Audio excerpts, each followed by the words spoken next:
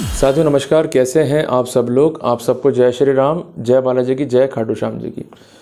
साथियों बेसिकली क्या होता है कि हम कुछ ना कुछ काम जो है वो कर रहे होते हैं, बट काम करने के दो रास्ते हैं। या तो हम कोई आर्टिकल सेल करें या कोई सर्विस दें, या किसी का बनाया आर्टिकल हम सेल करें या उसके बिहाफ पर हम सर्विस दें। साथियों जो प्रॉब्लम आज मैं डिस्कस कर रहा हूँ, ये प्रॉब्लम जो है कंसर्न्ड है विद दोज पर्सन्स जिनके पास एक प्रॉपर शोरूम है या प्रॉपर दुकान है टू डील इन इंसेक्टिसाइड्स। और कई बार ऐसा होता है कि जो कंसर्न होते हैं एग्रीकल्चर ऑफिसर, उनकी प्रेमाइसिस में आ जाते हैं, सैंपल ड्रॉ करते हैं, वो सैंपल जांच में जो है मिलावटी पाए जाते हैं, तो अल्टीमेटली दुकानदार को भी फेस करना पड़ता है और कंपनी को भी फेस करना होता है। साथियों क्या हमने आर्टिकल बनाया?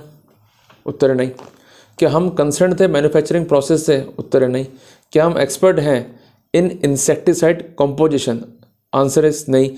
तो जब हम लोग कुछ प्रक्रिया में पार्टिसिपेट कर ही नहीं रहे हैं तो हम कंसर्न आर्टिकल के सब स्टैंडर्ड के लिए रिस्पॉन्सिबल कैसे हो सकते हैं? ऐसे मामलों में जहां हमारे खिलाफ झूठा मुकदमा बन गया है या ऐसा मुकदमा बन गया है जो अगेंस्ट लॉ है, तो वहां डिफेंड कैसे करें? आपके अधिकार क्या है, इसकी जानकारी आपको होनी चाहिए। अगर जानकारी नहीं होगी तो आए दिन केस बनेंगे और आप आए दिन जो है कोर्ट कचहरियों में घूमते रह जाओगे। परेशानी आपके लिए। हमारा काम है सिर्फ आपको लीगली लिटरेट करना, ताकि समस्या है तो उसका समाधान क्या है वो आपके पास में होना चाहिए। अगर समाधान है तो आप निकल जाओगे, समाधान नहीं है then you have to face the consequences. साथियों एक रिसेंट जजमेंट है ऑनरेबल कर्नाटक हाई कोर्ट का, जो कि साइट हुआ है 2025 live law Karnataka page number 70 के रूप में देवानंद बनाम स्टेट ऑफ कर्नाटका नाम से ये फैसला है। इसमें लॉ पॉइंट क्या लेट डाउन करा है ऑनरेबल कर्नाटका हाई कोर्ट ने कि जो रिटेलर है वो रिस्पॉन्सिबल नहीं है किसी कंपनी के प्रोडक्ट के लिए। बट कह देने से कुछ नहीं होगा। कोर्ट ने क्या क्या माइंड अप्लाई किया, कोर्ट ने क्या क्या प्रिंसिपल्स जो है लेट डाउन किए, इसकी जानकारी हमें होना आवश्यक है। क्योंकि यदि हम व्यापार कर रहे हैं, अक्सर हम जो गलतियां करते हैं वो गलतियां हम ना करें और रूटीन कोर्स में हमारा प्रोसिक्यूशन ना हो, हमारे पे कानूनी कार्रवाई ना हो, उससे हम कैसे बचें, कैसे डिफेंड करें, इम्यूनिटीज़ क्या है, इसकी जानकारी भी हमें होनी चाहिए। साथियों इस केस में कंप्लेंट जो है दाखिल होती है कंसर्न कोर्ट में against petitioners and accused number 3। इसमें 3 अक्यूज हैं, 2 तो हैं कंसर्न शॉप वाले और 1 है कंपनी। कंप्लेंट है section 3, section 13, section 17, section 29 insecticide act 1968 के तहत। यहाँ पर कंसर्न जो ऑफिसर है उसका कहना है कि मैंने दुकान का जो है इंस्पेक्शन किया, दुकान जो है बिलोंग करती है अक्यूज नंबर 1 और 2 को, वहाँ मुझे मिले प्रोडक्ट्स जो कि मैन्युफैक्चर्ड किए हैं अक्यूज नंबर 3 ने। जब मैंने इन कंसर्न आर्टिकल से सैंपल लिया और उसको जांच के लिए भेजा तो मुझे प्राप्त हुई फॉरेंसिक रिपोर्ट। उससे मुझे मालूम पड़ा कि ये सैंपल जो है सब स्टैंडर्ड है। मैंने नेसेसरली फॉर्मेलिटीज़ जो है पूरी करी और कंप्लेंट को जो है पेश कर दिया। आप एक बात ध्यान रखिएगा, जब भी किसी केस में लोक सेवक जो है परिवाद पेश करता है तो वहाँ पर उसके बयान रिकॉर्ड करना आवश्यक नहीं है। कोर्ट उसके बयानों को एग्जाम कर सकता है, बट एग्जामेशन के लिए उसको अर्जी जो है कोर्ट में लगानी होती है। यहाँ भी कोर्ट ने जो है बयान जो है रिकॉर्ड नहीं करे कंसर्न्ड परिवादी के, जो कि है एग्रीकल्चर ऑफिसर, और उसके बयानों को एग्जाम करते हुए कोर्ट ने ले लिया प्रसंज्ञान और कंसर्न जो आरोपीगण है उसको तलब कर लिया। अब आरोपीगण जो है जब इस केस में तलब हुए तो उन्होंने अपनी जमानत कराने से पहले डायरेक्टली जो है पिटिशन दाखिल करी ऑनरेबल हाई कोर्ट में to quash the entire proceeding. हालांकि ये स्टेप गलत दिखता है मुझे। जब भी कोर्ट प्रसंज्ञान लेगा उसकी रिवीजन लाई करेगी। आप रिवीजन में सक्सीड नहीं करेंगे तो वहाँ पर रेमेडी क्या है कि you can move for question, या डायरेक्टली मूव कर गए और कोर्ट ने कंसिडर कर लिया, वो एक अलग बात है। बट रूटीन कोर्स में हमें यही करना होता है, पहले revision then question if revision is not allowed by the concern revision court. और रिवीजन कोर्ट कौन होगा? डिस्ट्रिक्ट जज के लेवल का। साथियों यहाँ पर कुछ इंपॉर्टेंट फैक्ट्स का रखे गए कि जो कंसर्न्ड पिटिशनर्स हैं ये रिटेलर हैं, मीन्स ये शॉप को जो है मेंटेन करते हैं और जो प्रोडक्ट्स हैं अक्यूज नंबर 3 के उसको सेल करते हैं और उससे प्रॉफिट जो है जनरेट करते हैं। मैन्युफैक्चरिंग प्रोसेस में और कंसर्न्ड एक्टिविटीज़ में जो कि डील करती हैं with the concerned processing of the insecticide, उसमें इनका कोई भी रोल नहीं है। ना तो रॉ मटेरियल खरीदने में, ना ही इंसेक्टिसाइड को प्रोसेस करने में, ना ही उनकी पैकिंग में इनका कोई रोल है। सिर्फ आर्टिकल आता है, सेल करा, अपना प्रॉफिट कमाया, काम खत्म। दूसरा है ये फैक्ट भी एडमिटेड है कि जो कंसर्न आर्टिकल है इसकी मैन्युफैक्चरिंग जो है अक्यूज नंबर 3 ने करी है। ये फैक्ट भी एडमिटेड है कि हमें कोई नॉलेज नहीं है कि ये आर्टिकल जो है सब स्टैंडर्ड है। हालांकि एक बात ध्यान रखिएगा कि इस तरह का डिफेंस जो है परमिसेबल नहीं है कि हमें जानकारी में ये फैक्ट नहीं है कि ये आर्टिकल जो है सब स्टैंडर्ड है या नहीं है। इस तरह के आर्गूमेंट नहीं करने, और करने कैसे इसके भी रास्ता जो है खुद कोर्ट ने बताया, वो आपको मैं समझाऊंगा इसी सीक्वेंस में आगे। साथियों इसी के साथ साथ एम्फेसाइज किया गया सेक्शन 13 के ऊपर, एम्फेसाइज किया गया सेक्शन 17 के ऊपर और एम्फेसाइज किया गया सेक्शन 29 के ऊपर, जिसमें साफ साफ है कि लाइसेंस की रिक्वायरमेंट है। अगर लाइसेंस नहीं है और आप उसके बगैर कोई आर्टिकल को मैन्युफैक्चर कर रहे हो, सेल कर रहे हो, एग्जिबिट कर रहे हो फॉर सेल या डिस्ट्रीब्यूट कर रहे हो, ऐसा आर्टिकल से हमारा अभिप्राय क्या है, आर्टिकल जो कि है इंसेक्टिसाइड, जिसको डील विद कर रहे हैं हम under the provision of insecticide act 1968। इसी तरह से उसका मैन्युफैक्चरिंग करना, उसको इंपोर्ट करना भी कानूनी अपराध है। तो कुल मिला के लाइसेंस जो है मस्ट है। और अगर कॉन्ट्रोवेंशन है तो गंभीर परिणाम जो है भुगतने पड़ सकते हैं, बट डिपेंड करता है कि ऑफेंस कब कमिट करा, ये पहला अपराध है या दूसरा अपराध है या लगातार हैबिचुअली या एज अबियस जो है ये अपराध किए जा रहे हैं। साथियों, सेक्शन 33 जो है इस एक्ट का, ये बात करता है प्रोसिक्यूशन ऑफ कंपनी के बारे में। आप सबको ये बात मालूम है कि जब भी कंपनी का प्रोसिक्यूशन होगा, चाहे वो NI एक्ट में हो, मीन्स चेक के केस में हो, चाहे इंसेक्टिसाइड एक्ट में हो, बेसिक रिक्वायरमेंट क्या है कि company must be in existence. दूसरी बात है कंपनी के बिहाफ पर काम किया जा रहा है। तीसरी बात, जो व्यक्ति कंपनी के बिहाफ पर काम कर रहे हैं या उसके डायरेक्टर्स हैं, वो ही कंपनी के बिहाफ पर चूँकि काम कर रहे हैं, कंपनी की एक्टिविटीज़ के लिए रिस्पॉन्सिबल हैं, जिस कारण उनका प्रोसिक्यूशन होगा, because they are responsible for day to day affair of the company, जब तक कि वो काउंट्री प्रूफ ना कर दें कि हमने किसी न किसी को ऑथोराइज पर्सन अपॉइंट कर रखा है। इस केस में कोर्ट ने इस बात को एम्फेसाइज किया कि जो कंसर्न एक्यूज नंबर 1 और 2 है, इस कंसर्न कंपनी में ना तो डायरेक्टर हैं, ना ही कोई ऑथोराइज पर्सन है, और ना ही कंपनी की एक्टिविटी के लिए रिस्पॉन्सिबल है, और ना ही कंपनी के डे टू डे अफेयर्स के लिए जिम्मेदार है। साथियों, कोर्ट ने एम्फेसाइज किया कि सेक्शन 30 है sub clause 3 of insecticide act, इसमें कुछ इम्यूनिटीज़ हैं। पहली इम्यूनिटीज़ क्या है कि जो कंसर्न्ड व्यक्ति है उसको इस बात की जानकारी होनी चाहिए कि मेरे पास जो है कोई लाइसेंस नहीं है और मैंने जिससे ये आर्टिकल नहीं है उसके पास भी जो है लाइसेंस नहीं है। अगर ऐसा है तो वो जिम्मेदार होगा। पर अगर वो ये स्पष्ट करता है कि I have acquired the insecticide from the licensed manufacturer और डिस्ट्रीब्यूटर और डीलर, तो वहाँ जिम्मेदारी नहीं बनेगी। साथियों, इसलिए मैं आपको हमेशा ही कहता हूँ कि जब भी आप लोग डील कर रहे हो इंसेक्टिसाइड्स में, तो आप जो भी वर्क ऑर्डर दे रहे हो या जो भी अपना ऑर्डर प्लेस कर रहे हो, उसका एक प्रॉपर मेल करो।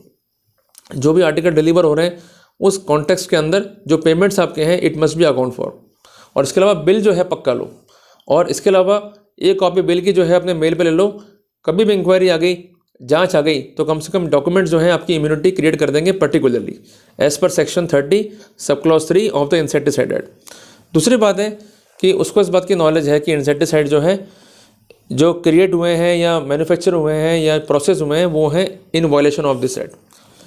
और सबसे इंपॉर्टेंट बात है कि इस केस में कोर्ट ने इस बात पे एम्फेसाइज करा कि ये नॉलेज कब होगी, when you are taking participation in the process, कि आप एक इंडस्ट्री पे हैं और उस प्रोसेस में आप पार्टिसिपेट कर रहे हैं। जबकि ये फैक्ट तो एडमिटेड है कि एक्यूज नंबर 1 और 2 कभी उस कंसर्न कंपनी की फैक्ट्री में गए नहीं, और ना ही इंडस्ट्री में गए, और ना ही उन्होंने किसी भी रूप में प्रोसेसिंग ऑफ इंसेक्टिसाइड में पार्टिसिपेट किया। तीसरी इंपॉर्टेंट बात यह है कि जो इंसेक्टिसाइड्स हैं उनको प्रॉपर्ली स्टोर किया गया है और उनको ओपन मार्केट में ओपन अवस्था में नहीं बेचा जा रहा है। मीन्स पैक्ड माल आया और पैक्ड माल आपने बेच दिया। इस बात पर विशेष ध्यान रखना। अगर आप खुला माल बेचोगे, इम्यूनिटी जो है नहीं मिलेगी। तो कोर्ट ने कहा कि इस फैक्ट में ये तो कन्फर्म है कि जो एक्यूज नंबर 1 और 2 है ये रिटेलर है। दूसरी बात है कंपनी के बिहाफ पे ये काम नहीं कर रहे हैं, कंपनी के कंसर्न पर्सन नहीं है और कंपनी से इनका कोई वास्ता नहीं है, और ना ही कोई एक्टिविटी जो कि जुड़ी हुई है मैन्युफैक्चरिंग ऑफ इंसेक्टिसाइड से उसमें इनका पार्टिसिपेशन है, और इसके अलावा कंपनी के डे टू डे अफेयर्स के लिए जिम्मेदार नहीं है, और ना ही ऐसा कोई प्लीडिंग गवर्नमेंट रिकॉर्ड पर है, जिस कारण सेक्शन 33 इंसेक्टिसाइड एक्ट में इनका केस जो है कवर नहीं होता है। ये फैक्ट भी एडमिटेड है कि ये जो बेच रहे हैं आर्टिकल को वो सील्ड पैकेट है। केस ये नहीं है कि ये ओपन सेल कर रहे हैं या काउंटर सेल कर रहे हैं। काउंटर सेल मीन्स वहाँ पर पैकेट खोल के ये ओपनली बेच रहे हैं। केस ये भी नहीं कि उन्होंने प्रॉपर्ली स्टोर नहीं करा। केस सिंपल था कि हमने सैंपल जो लिए ये पाए गए सब स्टैंडर्ड प्रकृति के। तो कोर्ट ने कहा कि ऐसे अनेकों जजमेंट है जहाँ पर यह स्पष्ट किया गया है कि जो गलती है कंसर्न कंपनी की उसके लिए रिटेलर जो है जिम्मेदार नहीं हो सकता। अगर कुछ ऐसी स्थितियाँ फाइल पर हैं कि इंसेक्टिसाइड को बनाने में, उसकी मैन्युफैक्चरिंग में कंसर्न अक्यूज का कोई योगदान नहीं है, उसका पैकिंग में कोई योगदान नहीं है, इवन उसकी मार्केटिंग में कोई योगदान नहीं है, इवन उसका जो कंसर्न प्रोसेस है उसमें कोई योगदान नहीं है, तो ऐसी स्थिति में कंसर्न रिटेलर को या शॉपकीपर को इन द रूटीन में हम प्रोसिक्यूट नहीं कर सकते इन द इंसेक्टिसाइड। तो एक बेहतरीन इम्यूनिटी मिली है हमारे को कर्नाटक हाई कोर्ट से। तो जब भी कंप्लेंट हो तो ध्यान रखिएगा, घबराने का नहीं। दूसरी बात है कि आप इसका जवाब फाइल कीजिए और कोर्ट से रिक्वेस्ट कीजिए टू ड्रॉप द प्रोसीडिंग। ये जनरल प्रोसेस है, कोर्ट ड्रॉप नहीं करने वाला, बट आप रिक्वेस्ट कीजिए। उसके बाद हमें रिवीजन फाइल करनी है, और उसके बाद अगर रिवीजन सक्सेस हमें नहीं मिलता है तो हमें क्वेश्चन फाइल करनी है। तो यही प्रोसेस है, यही फंडामेंटल है जिसके तहत हमें काम करना है। पर ध्यान रखिएगा, चूँकि ये कंप्लेंट केस है तो इसमें कोर्ट जो है सबको सम्मन्स करेगा, जरिए जमानती वारंट, जमानत करवा लेना अगर आवश्यकता हो, जमानत को मत डालना। जमानत डालोगे कोर्ट ने गिरफ्तारी वारंट निकाल लिया, फिर दिक्कत होगी आपको। तो सबसे पहले बेल कर लो अगर आवश्यकता है, उसके बाद केस को जो है चलने दो। इन द मीनवाइल जो लीगल रेमेडीज़ हैं जिसके तहत हम क्विक रेमेडीज़ जो है ले सकते हैं, जो इंपॉर्टेंट रेमेडी है वो है क्वेश्चन की, तो उसको जो है हमको अवेल करना है। बट क्वेश्चन के रेमेडी से पहले हमें जाना है रिविजनल कोर्ट के सामने कि जो कोर्ट ने कॉग्निजेंस लिया है और जो प्रोसीडिंग को इनिशिएट किया है वो वैसे ही बार्ड बाय लॉ है, और उसके लिए जो जजमेंट है ऑनरेबल सुप्रीम कोर्ट के, जो फैसले हैं ऑनरेबल हाई कोर्ट के, उसको आपको साइट करना है वाइल ड्राफ्टिंग द पिटिशन। तो इस तरह से हम ड्राफ्ट करेंगे तो कोर्ट को कन्विंस करने में ईजी रहेगा, और अक्षरशः जो स्थितियां हैं उन कंसर्न जजमेंट्स में, उसकी लाइट में कोर्ट को इनलाइटन करने में हमें इजी रहेगा, और हम जो रेमेडी चाहते हैं वो हम इजीली दे सकते हैं। साथियों, आप दोषी नहीं हो। बेसिकली समस्या क्या हमारे देश में कि जो अथॉरिटीज़ हैं उनका मानना है कि आप दोषी हो, आप क्रिमिनल हो, जबकि उनको भी कानून पढ़ना चाहिए। जो डेवलपमेंट है सुप्रीम कोर्ट के, हाई कोर्ट के, उनको पढ़ने चाहिए, ताकि केस बुक करने से पहले वही अश्योर कर लें कि जिम्मेदारी कितनी बनती है आपकी। अब ऐसे बेचारा ये कंसर्न व्यक्ति है, एक दुकानदार है, उसके दुकान पर आता है कंसर्न ऑफिसर कि भाई हम सैंपल लेंगे। अगर इस दुकान पर मैं और आप बैठे होते तो हम निश्चित तौर पर घबराते, तो ये कोई नहीं घबराएंगे।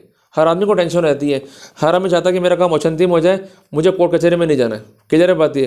पर तब भी सैंपल हो गया, उसको इस बात की जानकारी है कि जो मैं केस फाइल कर रहा हूँ, कम से कम ये तो मैं स्पेसिफिक कर लूँ कि ये जो कंसर्न प्रोडक्ट है ये ओपन सेल में नहीं है, जो कंसर्न प्रोडक्ट है ये कंपनी के बिहाफ पर है, जो कंसर्न प्रोडक्ट है उसमें जो कंसर्न कंपनी है उसका जो इंडस्ट्रियल यूनिट है उसमें कंसर्न इंसेक्टिसाइड के प्रोसेसिंग में जो अक्यूज पर्सन है इसका कोई भी योगदान नहीं है। इवन जो कंसर्न इंसेक्टिसाइड्स हैं, जो उनके पैकेट्स हैं, वो प्रॉपरली स्टोर्ड है, क्लियर है बात ये। तो जब ऐसी स्थितियाँ फाइल पर है तो वैसे भी प्रोसिक्यूशन के लिए रिकमेंड नहीं करना चाहिए था, पर तब भी हो गए। पर चूंकि लॉ पॉइंट ध्यान था, एडवोकेट्स को जो कानूनी बिंदु है वो ध्यान थे, उसकी लाइट में जब इस केस को रखा गया तो सफलता मिल गई। तो जब भी किस तरह के केसेस हैं तो ये टेक्निकल ऑफेंसेस हैं, इस बात का विशेष ध्यान रखिएगा कि जहाँ भी गलती करेगा प्रोसिक्यूशन, वो गलती अमूमन कहाँ होगी, धारा 13 पे, धारा 17 पे, धारा 29 पे, धारा 33 पे, धारा 30 सब क्लॉज 3 पे। तो उसका हम डेफिनेट फ़ायदा जो है ले सकते हैं। कानून है, पर फ़ायदा लेने के लिए आपको प्लीडिंग्स करनी होगी। जब तक लॉ के लाइट में प्लीडिंग्स नहीं होगी तब तक सफलता भी नहीं मिलेगी, क्लियर है बात ये।